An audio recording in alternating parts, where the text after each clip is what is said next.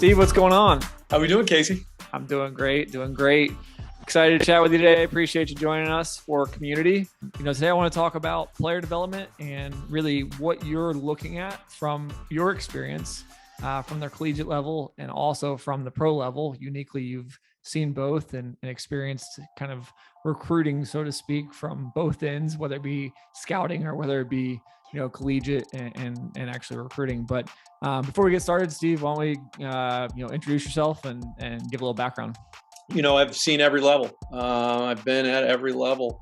I was a junior college head coach all the way up to spending time at the major league level with a couple of different organizations that I've been a part of. Back in the early 2000s with the New York Mets, as well as some time with the Colorado Rockies, Cubs, and the Royals. So I've seen it all and been at just about every level there is. So it's been quite the journey, and it's been fun. It's been great. Well, you're one of the best. So, I know I don't throw that term around too loosely, but one of my favorites to talk to for sure in the industry, and always appreciate your insights across the board. So let's jump into it today, start this conversation. You're at the University of Michigan. We go out and see these kids today. I think one of the big things that I want to touch on and get your opinion on is parents have this discussion of my son needs exposure or my son needs time to develop. Can you give me kind of your thoughts there and maybe what you're looking for when you go to look for a kid? What is it?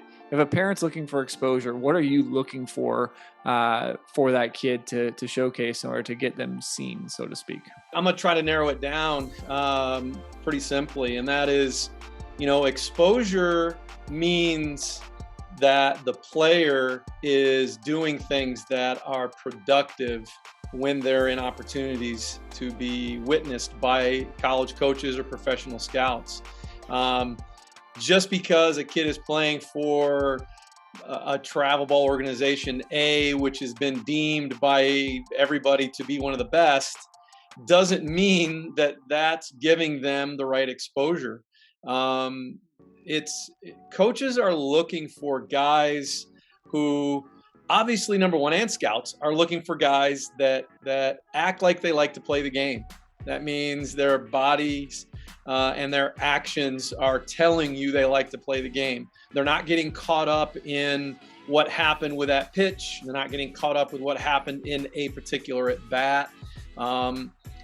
They are showing you through their opportunity that they enjoy playing the game, number one. Number two, they do something that stands out. They do something that lets coaches and scouts know that this is somebody they should follow. So tell me a little bit about, you've seen it from the pro level, you've seen it at a collegiate level. Tell me a little bit about how you look at intangibles or metrics for athletes, the things that they do from a talent standpoint. How do you measure it? How do you evaluate it? Kind of giving a loaded question here again, but how do we kind of go from looking at, if I'm throwing 75 and I'm in high school, realistically, that's probably not going to get me where I want to be at the Division I level. But what are you really looking for? Is it 90? Is it that magic number of 90 that you're looking for? I hear that a lot. Is it as simple as velocity? Obviously, I think there's more to it, but kind of objectively, how are you making those decisions and what have you seen from the past? No, 90 mile per hour is not the end all be all for a guy to become, to get an opportunity to become a Division I player. And 94 isn't going to be giving the guy the opportunity to become a professional player, because there's a wide range of talent and abilities.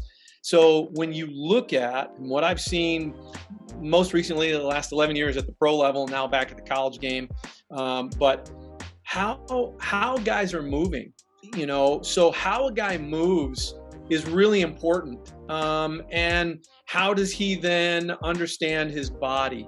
And one of the things for me, it's really important as I look at guys, is do they have a visual acuity to what's going on? Do they have the ability to see what's happening with the pitch or with the particular thing that they're working on and can they assess it from what they see?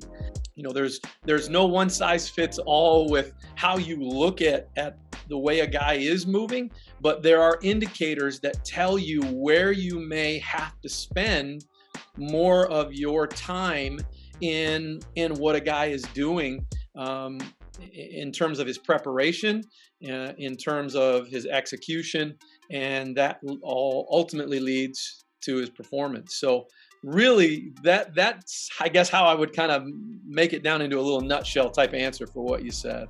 Perfect. Yeah, that's great. I mean, I think that's maybe the overlooked piece, and maybe the piece that we even started on, which was, when we look at seasons, we look at time frames for parents or for players. We're trying to value time to develop, and what you're developing is those pieces that you talked about. We're talking about movement, right? How do we develop better quality movement? How do we develop better quality strength? Starts in a devoted period of time. It starts and takes time. It's not something that just happens in a 2-month span. This is something that happens over time for an athlete. And by the time that they are to be seen by like somebody like yourself, we need to have a really strong base of that to be able to demonstrate those awarenesses and those components. So that when you look at them, you say, hey, I'd love for you to be at the University of Michigan. So maybe that's kind of full circle for us. Probably gonna bring you back on a couple of times here. We got so much to unpack, and just a wealth of knowledge in terms of biomechanics and just day-to-day base. You've seen so much baseball in your lifetime. I hope to only see that much in my lifetime. So appreciate your support as always on the channel and with KP in general. Yeah, Steve, awesome time today, and best of luck this season moving forward with the U of M. Thanks, Casey. I really appreciate being on, and look forward to being on again. Sounds good to see you. Talk soon.